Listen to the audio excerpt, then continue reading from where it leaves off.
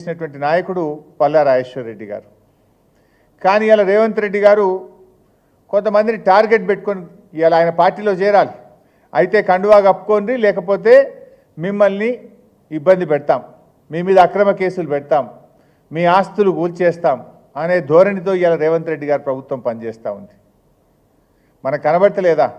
Patancheru MLA Mahipal Reddy గారి మీద అక్రమ మైనింగ్ కేసులు పెట్టి నువ్వు 300 కోట్ల ఫైన్లు వేసి ఆయనను నానా ఇబ్బందులు పెట్టి ఇప్పుడు కండువా కప్పినం అయిపోయింది.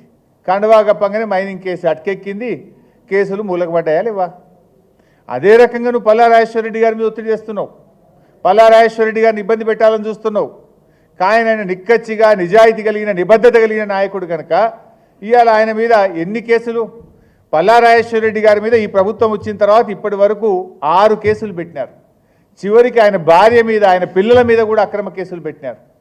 చీమకు కూడా హాని చేయని కుటుంబం ఆ కుటుంబం అట. ఆయన భార్య, ఆయన కొడుకు ఎవరి మీదనో దాడి చేసిందట. దాడి చేస్తే దాని మీద అక్రమ కేసులు. అసలు దాడి చేస్తే మరి ఆధారాలు ఉండాలి కదా.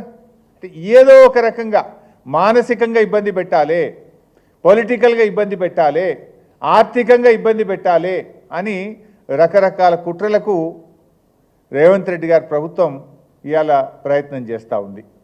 అదేవిధంగా ఈ మధ్య హైడ్రాతో ఓ న్యాయం లేకుండా ఓ నోటీస్ ఇచ్చి నిజానిజాలు తెలుసుకొని తప్పుంటే కొట్టండి, వి సపోర్ట్. అంతెందుకు, పల్లా రాజేశ్వర రెడ్డి గారి కాలేజీలో చెరువు భూమి కానీ ప్రభుత్వ భూమి కానీ ఒక్క ఇంచున్న చెప్పండి, రాజేశ్వర రెడ్డి గారు 24 గంటలు కొట్టేస్తారు. కానీ మీరు ఏ రూల్స్ లేవు, ఏ నిబంధనలు లేవు, రాత్రి వచ్చి కొట్టమంటే ఇన్స్టిట్యూషన్స్ కొట్టద్దు కదా. దాని ఎఫెక్ట్ ఎవరి మీద పడుతుంది? అక్కడ దాదాపు 1000 మందికి వైద్యం పొందుతూ ఉంటారు, అక్కడ 100 మంది విద్యార్థులు చదువుతూ ఉంటారు. ఆ ఇన్స్టిట్యూట్లను కొట్టి రాజకీయంగా పల్లాను ఎదుర్కోలేక ఆర్థికంగా ఆయన దెబ్బ కొట్టడం ఇది సరి అయినటువంటిది కాదు.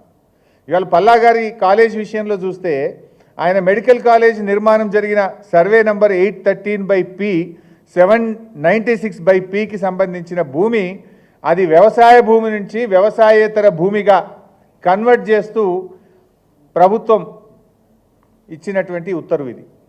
ఎప్పుడు 30/4/2018లో అగ్రికల్చర్ నుంచి నాన్ అగ్రికల్చర్కు ఇది కన్వర్షన్ చేసినారు. చేసినప్పుడు అన్నీ చూసే చేస్తారు కదా. అందులో శిఖం భూమి ఉన్నా FTL భూమి ఉంటే చేయరు కదా. When it is converted from agriculture to non agriculture అవన్నీ ఉన్నాయా లేవా చూసుకొనే చేస్తారు. నంబర్ 1.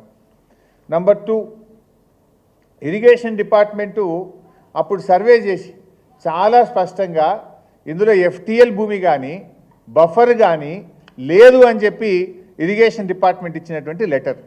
ఇందులో ఎంత స్పష్టంగా చెప్పిందంటే the distance between the full tank level counter and applicant land is measured. It is to certify that the applicant land is not affected in the full tank level and buffer zone of Nadem Cheruvu. ఇంత స్పష్టంగా అందులో FTLలో కానీ బఫర్లో కానీ లేదని irrigation department కొలిచి survey చేసి అప్పుడు report ఇచ్చింది. దాని తర్వాత మీరు joint survey irrigation and revenue department కలిసి జాయింట్ సర్వే చేసి వాళ్ళు కూడా రిపోర్ట్ ఇచ్చింది. ఇది దానికి సంబంధించిన పేపర్. ఈ జాయింట్ సర్వేలో కూడా చూస్తే it was observed that no part of land in survey number 813 part of is coming under FTL and buffer zone area of Nadam Cheruvu Ghatkesar Medchal district.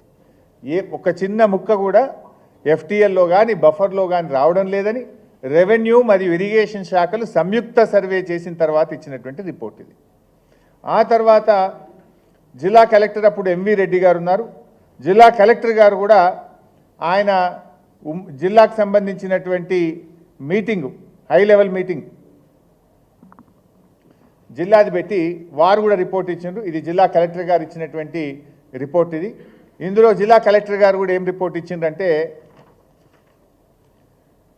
In this regard it is to inform that NOC is considered for survey number 813 by part at measuring 6 acres 20 guntas of Korremula village Gatkesar Mandal.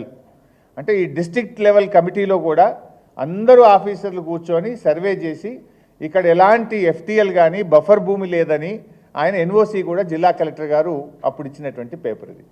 ఆ తర్వాత HMDA college కట్టేటప్పుడు హెచ్ఎండిఏకి వెళ్ళి హెచ్ఎండిఏలో కూడా permission తీసుకున్నారు.